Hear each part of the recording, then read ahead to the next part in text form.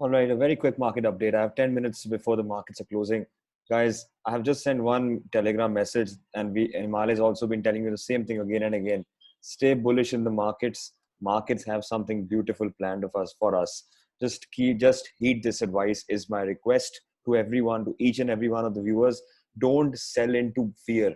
Don't sell into this fear and hope that the markets are crashing, because just right now when the markets dipped below 35,000, they've been aggressively bought into in the last 5 minutes, 10 minutes. They bought about 200 points within the 10 minutes. So my advice is same.